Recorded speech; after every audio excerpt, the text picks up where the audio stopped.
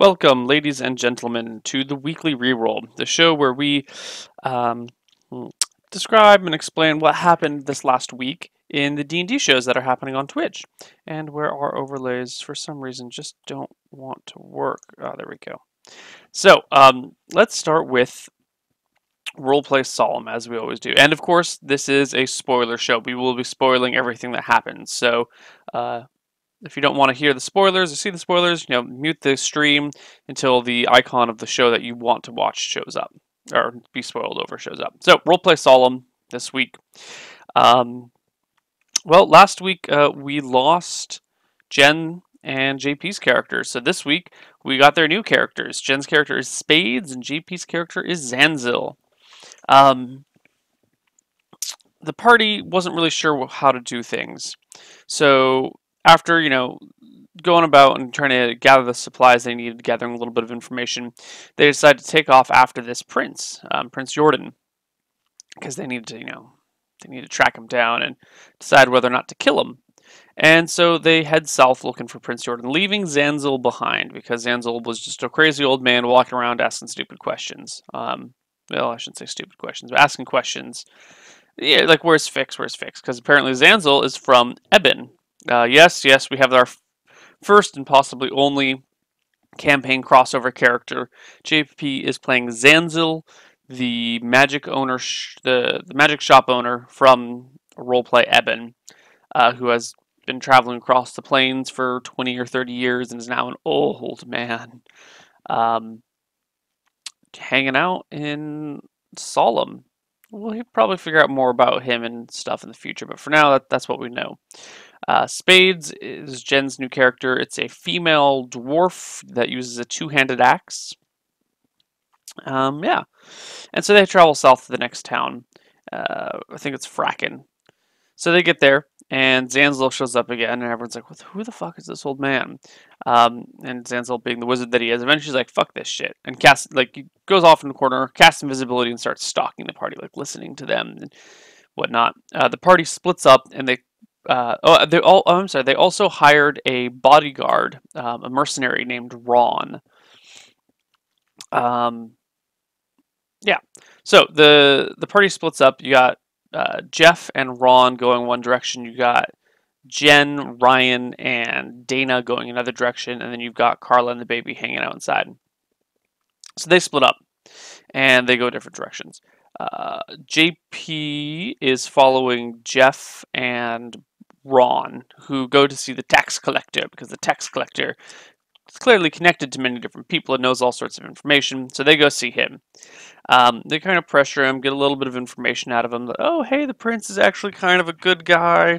He works with the Veracity folk only because he has to. He's actually not an evil person, and, his brother's a little hot-headed. Okay. The other guys go off and start looking for information. They see where the prince is staying. He's staying at this manor up on the hill, and they get a little bit of information about him as well from some other townsfolk. Ryan's character, Largo, ends up talking with this guy at like a gentleman's club, not like a strip show gentleman's club, but like a legitimate gentleman's lounge, where it's just like wealthy people sitting around smoking cigars and talking about capital ideas and whatnot. So they, throughout the course of the day, they gather a whole bunch of different information about the prince, and they decide to finally go see him the next morning. And their decision is they're not going to kill him. They're going to walk up to him and be like, hey, this is who we are. This is what we want. How can we help the situation? They want to go see if the prince can give them any ideas of how to go find and kill one of these generals of Veracity, or someone important. The party's getting kind of like antsy and tired of protecting the baby. They want to go cause some damage to Veracity, the Veracity forces, not Veracity herself. So they do that, and they go talk to the prince in the morning, and there's a little bit of concern about what's going on. So the whole party, Zanzil included, except for Carla, goes up to the manor, which is a quarter mile out of town, with an open, clear road, completely surrounding it, because it's like a half fortification. And they walk up, and one of the prince's guards is standing there, and it's like, what do you guys want?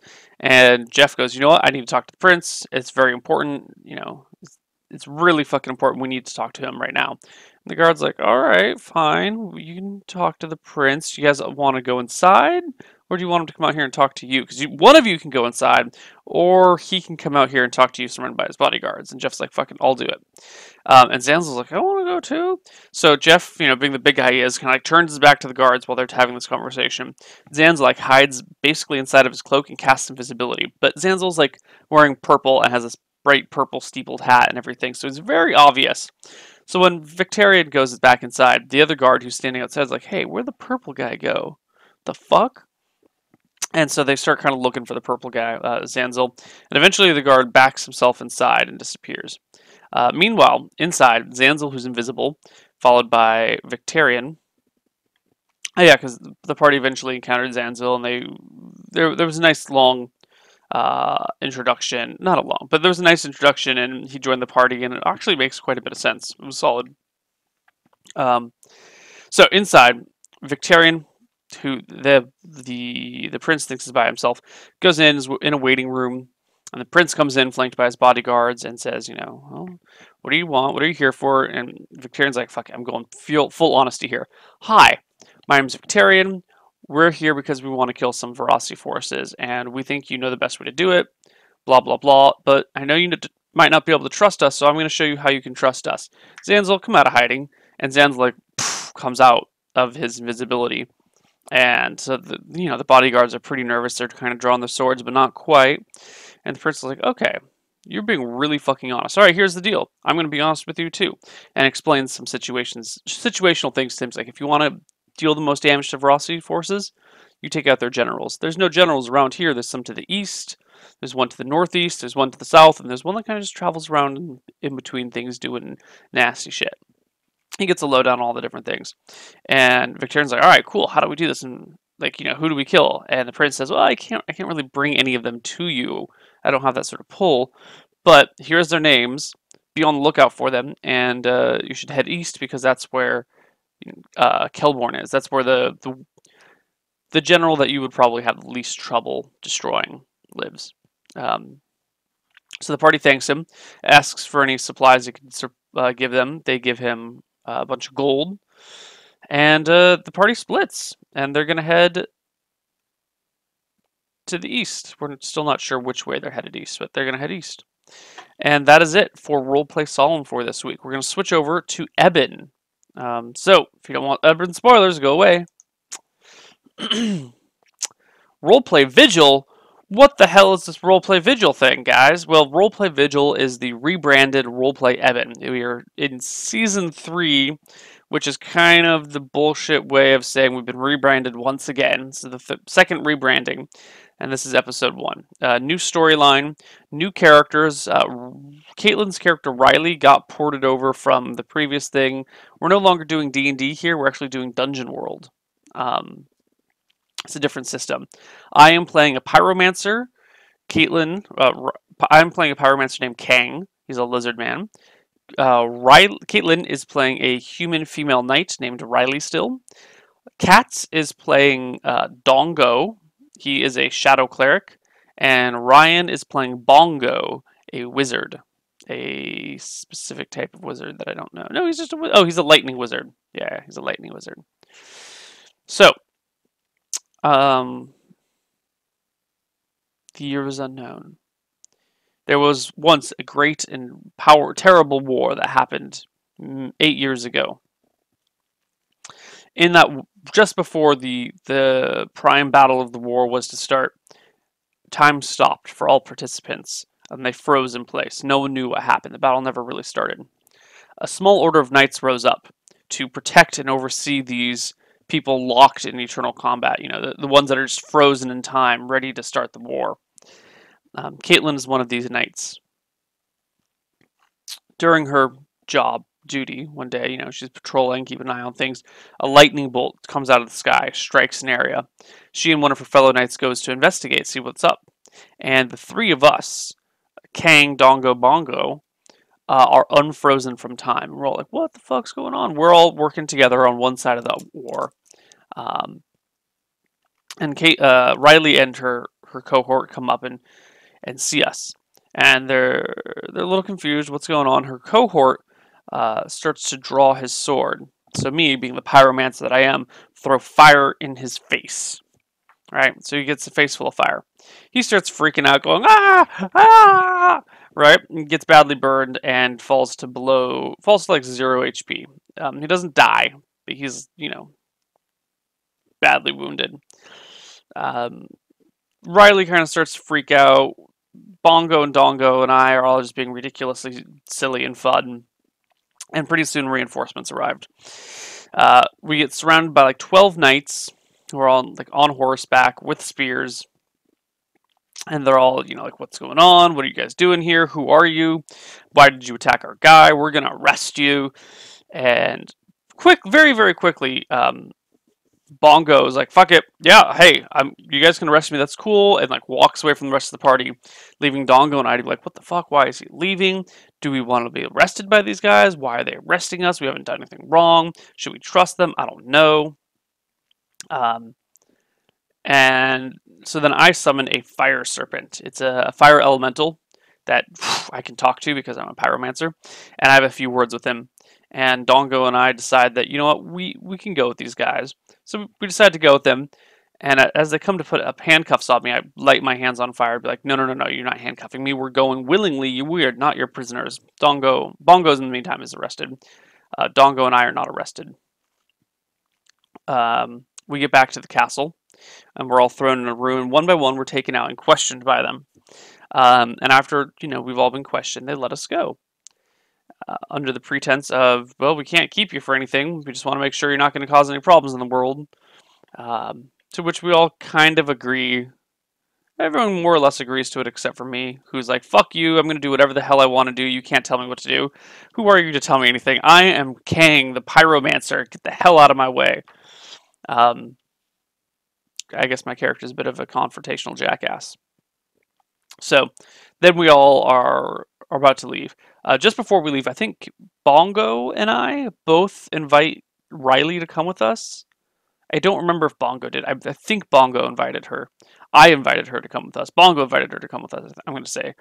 And she's like, no, I don't want to go with you guys. And then her superior officers tell her, hey, you have to go with them. Keep an eye on them. Make sure they don't do anything crazy. And she's like, what? Are you sure? And they're like, yes, go do it. Or you can leave the order and travel with them anyway. And she's like, fine, I'll go with them. And then they tell us that she wanted to on her own. So now the four of us are heading out into the world to...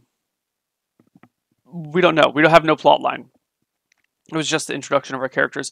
And to be honest, it was hilarious. That was a funny show. It was great. I love our characters. I love Bongo, Dongo, and Kang. They're great.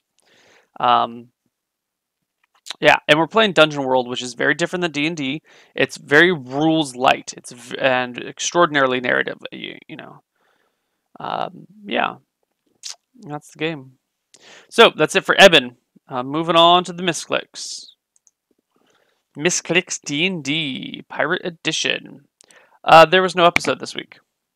I want to say Anna is traveling, so we all this last week did a special Dungeon World one-off with Jeff being the DM and Jen, Steph, me,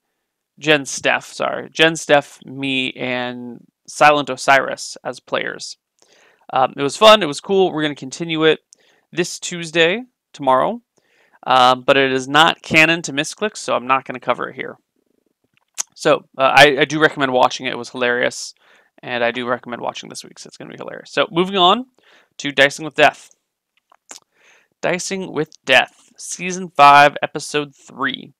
I play Qualnir the Cunning. Ryan is the DM. Ryan Hobgoblin Huffschmid, not Ryan Moore. And what did we do this week? So I'm still in Ashenholt at the start of this week. And I decide that all these gilded people are kind of crazy. I'm going to go break into the keep and steal some treasure. No. I'm in the keep. I had already broken into the keep last week.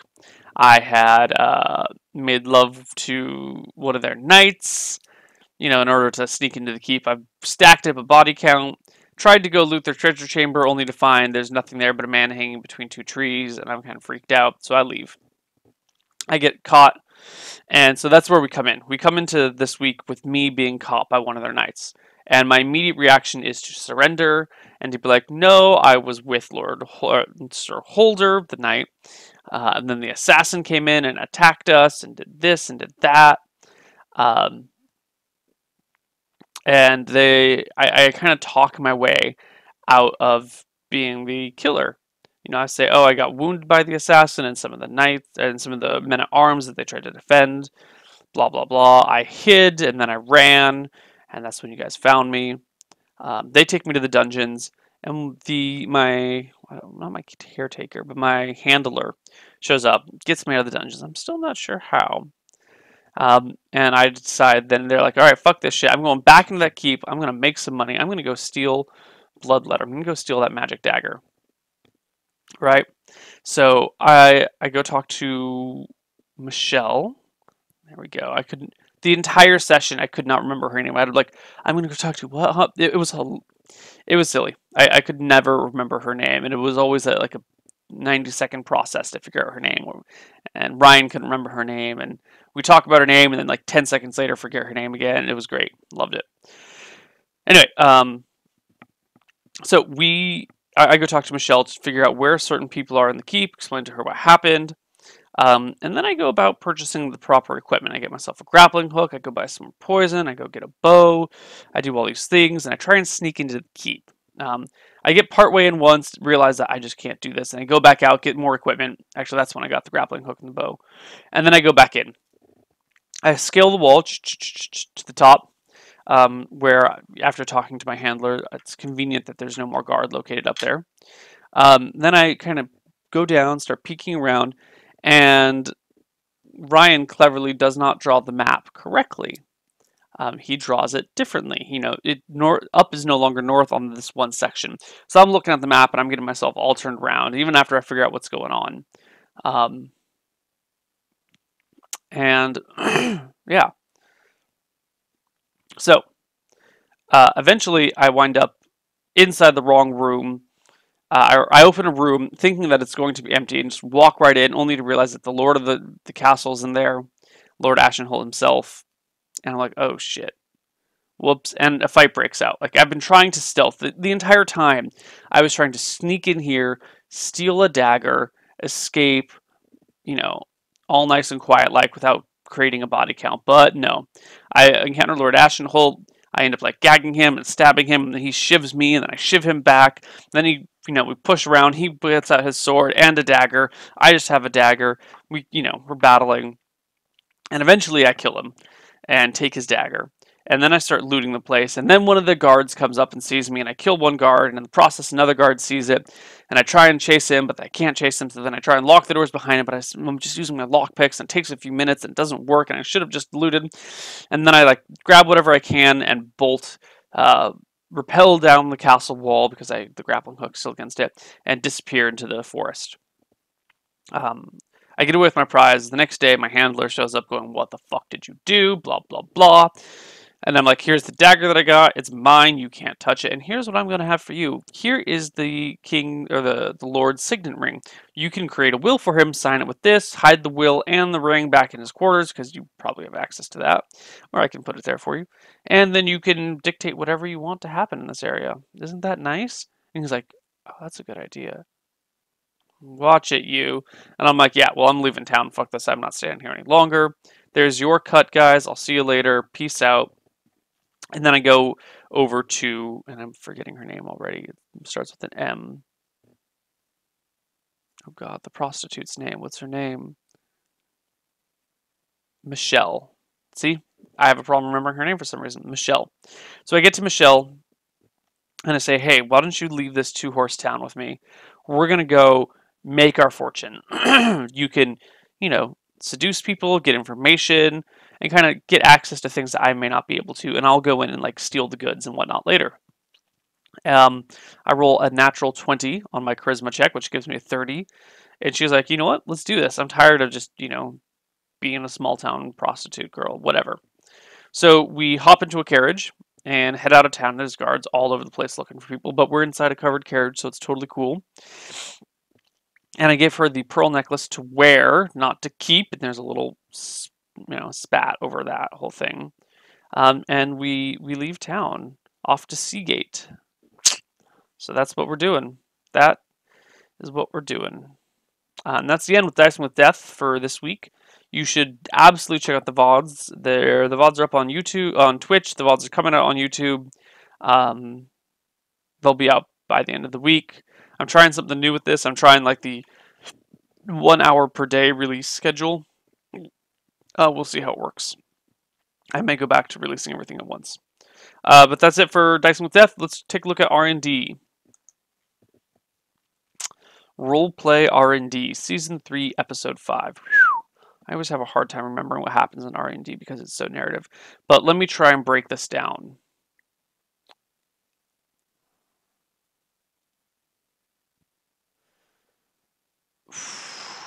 How do we get started? We get a couple of different quest leads from our guy, from Earl Roderick. And we decided to follow up on one of them. As we go to follow up on one of these guys, we get a little bit lost. Surprise, surprise, because Emery's Quinn, Wheat's character, again, just does a terrible hunting roll. And we end up entering into the realm of elves and fairies and shit. We fight this giant thorn monster to get there, and we come across this elf who's like, oh my god, the white hind, it's dead, I needed it. Quinn's like, I killed it. And so then the elf challenges Quinn to single combat to the death. And then there's some more chatting that goes on, and I can only really give you the big plot points here because it's so, there's so much conversation that's going on. But the big plot points are that Quinn's sister, who he's been looking for, is here with the elves. He gets reunited with her. She's like, oh my god, there was this thing, the elves saved me, I've been fine, but I kind of want to get out now, so let's go. And story about Sir Ronald and the fairy maiden gets brought out, and the whole story about her, the white hind being killed to save her, gets brought out, and the elf that Quinn had talked to, he's like, oh, okay, I see what you did there, I see why you killed the white hind, you really needed to save this girl, that's fine, I forgive you, we don't have to fight for the death, we still have to fight, but it's, just for show now, just to, see where each other stand. Yeah. And so then that happens, and Quinn gets his ass kicked by the crazy elven warrior, who, is just ridiculously strong. And then we all peace out. We leave. And we head out to, we leave the elven fairy realm type thing, go back to where we, and then when we leave, it's a different season entirely. Actually, we stayed with them to train with our swords for a little while, because they were great warriors. It's a different season. It's like winter, but it should be June, but it's winter. What the hell, right? We're confused. We find a keep. We go. We ask for shelter and hospitality, and it turns out there's some sort of war going on, and Earl Roderick is dead, and this is like 20 years in the future or something, because Roderick is dead, and all these lords are at war, and we're really confused as to what's going on. So we've done some sort of time lapse thing, and now we're in the future. I'm still not sure why or how or what's going on. But Earl Roderick is dead. His son, Earl Robert, is in charge now. And a bunch of other things. It was a really good session and very roleplay heavy and very narrative heavy.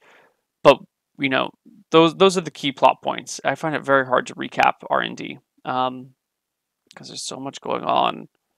So I just watch it. It was a really solid episode. It was a really solid episode. That's it for R&D. On to Dark Heresy. Roleplay Dark Heresy this week did not happen. Of course. Why would it happen? There's no Roleplay Dark Heresy ever. And that's it. That's it for Roleplay Dark Heresy. Did you really expect it to happen? I didn't expect it to happen. So that's it for the weekly reroll today. If you stick around on Twitch, you will shortly run into cartography. On YouTube, you should check out the live stream, twitch.tv/Koibu. Also, heads up everybody, end of this month, the 27th of May on a Tuesday, that is actually 2 weeks from tomorrow. Holy crap, I need to prep harder. I will be doing another crazy marathon stream. It's going to be 120 hours in theory, if I can make it that long. That's 5 days. It starts Tuesday at noon Pacific and ends Sunday at noon Pacific. That's 5 days. Hope to see you there. Bye, guys. Bye-bye.